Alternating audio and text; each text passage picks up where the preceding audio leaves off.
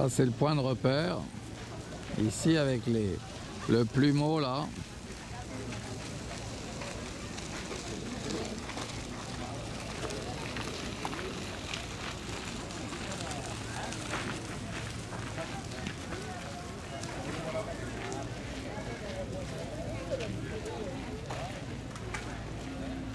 Alors à côté, à droite, il ne faut pas confondre celui-ci avec le monument. Le monument c'est celui-ci.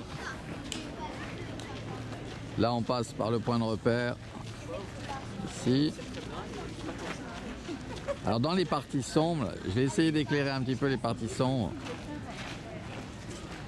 Là on voit bien. On voit que la sculpture elle continue en bas, dans les parties sombres. Donc ce qu'il faut faire là, c'est se souvenir du fait que j'ai éclairé les parties sombres. Alors on se souvient de ce qu'on voit là, dans les parties sombres, là où c'est éclairé. Et puis on garde ça en tête et vous voyez là, j'assombris les parties claires. J'assombris les parties claires, mais vous, dans votre tête, vous faites en sorte que vous ajoutez les parties sombres que j'ai éclairées. Alors du coup, vous avez les parties sombres éclairées ici, hein, voilà, on les voit. Et puis, aussitôt après, les parties claires qui sont assombries, qui sont contrastées. Et du coup, vous avez une idée de la sculpture. Vous avez une idée de la sculpture, de ce qu'elle représente. Dans sa totalité, avec les parties foncées, y compris.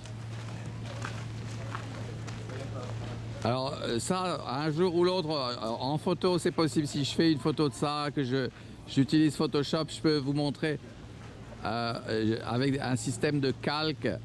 Je vous montrerai les parties foncées là que j'ai éclairées. Et puis en même temps, je mettrai les parties claires que j'ai foncées, que j'ai contrastées. Et du coup, vous aurez une idée de la sculpture en entier, avec toute la partie sculptée dans les endroits sombres. Là aussi, j'ai augmenté. On voit qu'il y a un personnage, a une tête extraordinaire. Génial, là. Et bon, alors cette partie-là, vous la gardez bien en mémoire. Et maintenant, voilà, je vous fais apparaître les parties claires que j'ai foncées. Donc vous avez une idée de la sculpture dans son entièreté. Et on voit à quel point c'est magnifique. Oui, c'est un prodige de génie. Oui, on a une brochette de génie là. Ouais. Ce sont ces arbres là. Ouais.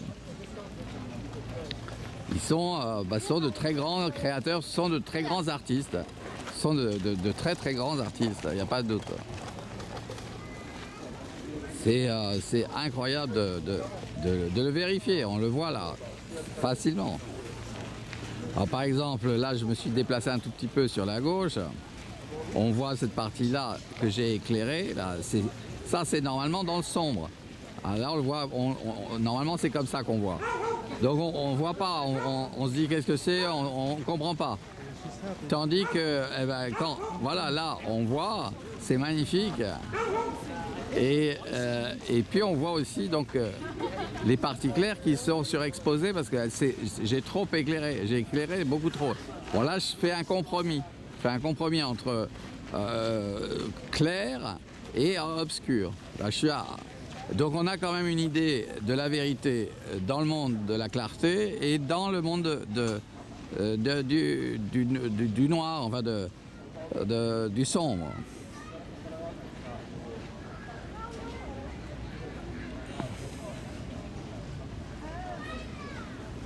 Et là, on retrouve notre monument, qui est géant, hein, vraiment, c'est géant.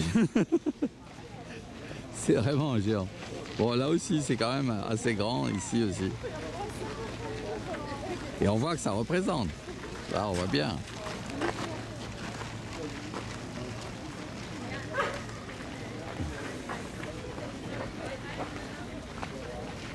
Alors, je vais aller de l'autre côté là-bas pour filmer de ce côté. avec cette lumière de midi, 1h, 2h de l'après-midi. Hein. C'est une lumière très spéciale qu'on n'a pas vers 7h du soir. C'est autre chose. Ouais.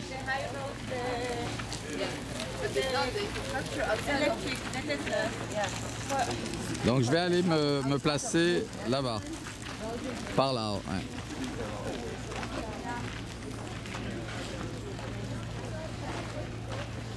Bon là c'est dommage parce que on voit pas la tour Eiffel. Pour la voir il faut que je fasse ça. Pardon, il faut que je fasse ça. Voilà. On la voit apparaître. Parce que je suis, oui, c'est une situation de compromis, voilà. Ni trop foncé, ni trop clair.